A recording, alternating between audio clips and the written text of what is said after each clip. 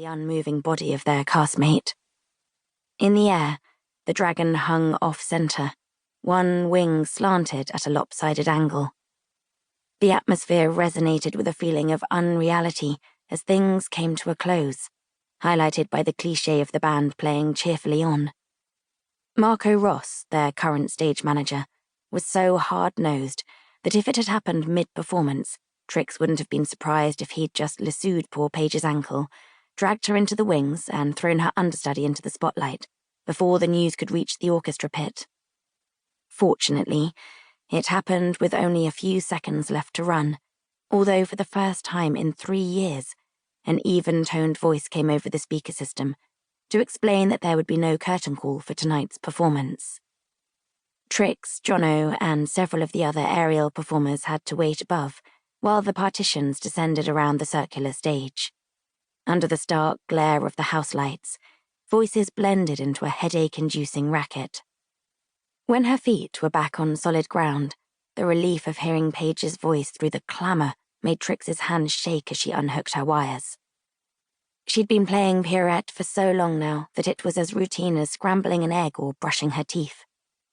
A grim-looking rigger checked her equipment as he took it from her. The crew was so stringent about safety practices that the chances of a collision mid-air ought to be infinitesimal to non-existent. As usual, the universe spotted complacency and delivered a swift kick up the arse. Or, in this case, a crashing blow into a giant robotic dragon. Paige had managed to take the main impact on her arm instead of her skull, thank God, but several things were no longer pointing in the right direction.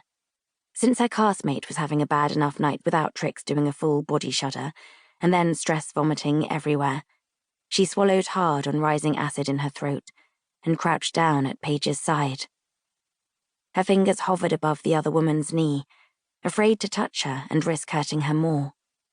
The house medic was trying to examine her while they waited for the ambulance. Apparently, he had a death wish. "Am I in pain?" Paige repeated. Her jaw was clenched tight, and she had to force enough space between her gritted teeth to speak. Sweat dripped from beneath her crystal headdress and pooled in the hollows of her shoulders. "How about I take the bone sticking out of my arm and skewer your tiny little balls with it, and we'll compare notes? How about that? How are your pain levels after the testicle kebab, you piss biscuit? 0 to 10? When she wasn't dealing with compound fractures, Paige Piss Biscuit Lawson was the sort of person who put a $5 in a swear jar if she said bugger in public. She was going to be mortified when these moments of her life were posted online, under the guise of fly-on-the-wall realism. At Trix's side, Jono also looked at the West End Story film crew, everybody's constant shadow for the past month. They were hovering with their cameras and drooling into their ring lights at the thought of the views on this episode. Without a word, Trix and Jono moved together and stood where they could block as much of Paige from view as possible. When a camera shifted position, so did they, ignoring the irritated noises behind them.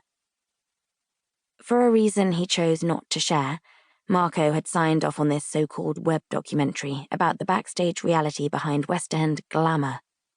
The online series had been pitched to the cast and crew as an impartial account of sweat and sacrifice. So far, surprising exactly nobody, the result was sex, scandal, and spats, cunningly edited to look a lot more interesting than it was. Trix suspected that Marco fancied himself as the next silver fox to go viral on social media, which would explain why he regularly walked into the shot with his pecs out, even though he hadn't personally performed on stage for about 2 decades, and had no need to be semi-nude at training.